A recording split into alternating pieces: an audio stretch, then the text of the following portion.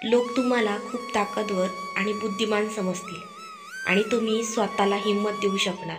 जे लोक तुमच्यावर जळतात तर ते अजून जास्त जळतील आणि तुमचा स्वभाव असा होईल की जे लोक तुमच्या संपर्कात असतील, जवळ असतील, ते तुमच्यापासून कधीच दूर होण्याचा आणि धोका देण्याचा विचारसुद्धा करणार नाहीत. अशा 3 महत्त्वाच्या गोष्टी मी तुम्हाला सांगणार आहे. पहिली आहे हास्य. मित्रांनो, तुमचे हास्य हे तुमच्यावर खूप प्रभाव टाकत असते. जर तुमच्या चेहऱ्यावर हसू असेल, हास्य असेल, तर लोक तुम्हाला आनंदी बघून खूप जळतात आणि हेच खूप महत्त्वाचे आहे. तुमच्या चेहऱ्यावर नेहमी हसू असले पाहिजे. तुम्ही हारलेले जरी असताना पण जर तुम्ही चेहऱ्यावर आनंद आणत एक हास्य दिले तर ते लोक तुमचे हास्य बघून अधिक जळतात. लोकांचे कामच आहे जळणे आणि आपले काम आहे खुश राहणे. तुम्ही खुश राहा बरं. लोक लगेच विचारतात की एवढा खुश का आहेस? लोकांची मानसिकता तशीच असते. कुणाचे चांगले होत असेल तर त्यात अडथळा निर्माण करतात. मग करू द्या ना त्यांना त्यांचे काम. पण तुम्ही एक स्मित हास्य देऊन त्यांना अधिक जास्त जळवा आणि त्यासाठी तुम्हाला रोज निरोगी राहावे लागेल.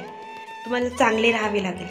मग तुम्ही जेव्हा हसाल तेव्हा जळणारे बरोबर जळतील आणि तुम्हाला सपोर्ट करणारे तुमच्यापासून कधीच दूर होणार नाही. आणि स्माईल केल्याने आपल्याला नेहमी फ्रेश वाटायला लागते. त्यामुळे आपले मन नेहमी चांगले विचार करते. त्यासाठी रोज तुम्ही हसत राहा, आनंदी राहा. नंबर 2, फालतू बोलू नका. जगाचा एक नियम आहे, टेक रिस्पेक्ट, गिव्ह रिस्पेक्ट. तुम्ही लोकांना जेवढा मान देता तेवढंच ते पण तुम्हाला देतात. आपण आपल्या बोलण्याने सगळं जग जिंकू शकतो, परंतु फालतू बोलण्यामुळे आपण फालतू बनून राहावं. म्हणजे तुम्ही बोला पण त्याला काही मर्यादा असतात. लोकांना तेवढंच सांगा जेवढी सांगण्याची गरज असते आणि आपल्या बोलण्यावरून लोक आपली पारख करतात. तुम्हाला तर एक गोष्ट माहीतच असेल की लोकांना तुम्ही जेवढी व्हॅल्यू देता, रिस्पेक्ट देता, तेवढंच ते लोक तुम्हाला पण देतात. त्यासाठी आपले फालतू बोलणे बंद करा, कारण आपल्या फालतू बोलण्याने आपले महत्त्व कमी होते.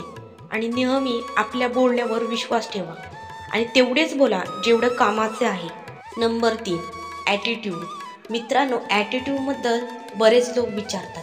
ॲटिट्यूड म्हणजे स्वभाव कसा पाहिजे, ज्याने आपला ॲटिट्यूडमध्ये आपला चांगला प्रभाव पडेल आणि ओळख निर्माण होईल.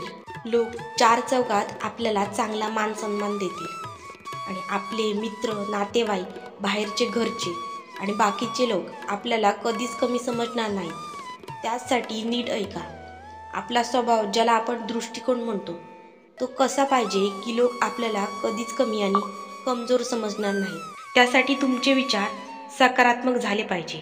नेहमी आपल्या विचारांनी सकारात्मक राहा. जेव्हा पण तुम्ही एखाद्या व्यक्तीशी बोलता तर पूर्णतः सकारात्मक बोला आणि बघा ती व्यक्ती आपोआप आपल्या बाजूने बोलायला सुरुवात करून देते.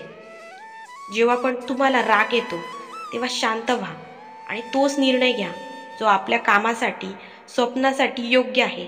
नेहमी पॉझिटिव्ह आणि स्वतःवर विश्वास ठेवायला शिका.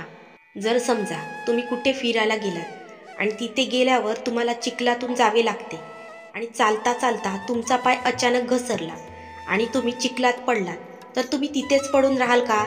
हा प्रश्न तुम्ही स्वतःला विचारा. नाही ना, तुम्ही उठता आणि आपल्या मार्गाने चालायला लागता. मग हेच होते आपल्यासोबत. लोकांचे तर कामच आहे तुम्हाला पाय खेचून मागे पाडणे, पण तुमचे काम आहे उठून पुढे जाणे.